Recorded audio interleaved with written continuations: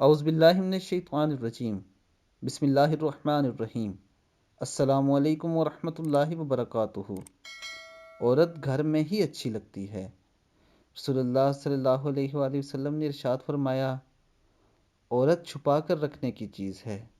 بلا شبہ جب وہ اپنے گھر سے باہر نکلتی ہے تو شیطان اسے غیر مردوں کی نظر میں مزین کر کے دکھاتا ہے، اور یہ بات بالکل یقینی ہے کہ عورت اللہ کے سب سے زیادہ قریب اسی وقت ہوتی ہے جب وہ اپنے گھر کے اندر ہوتی ہے۔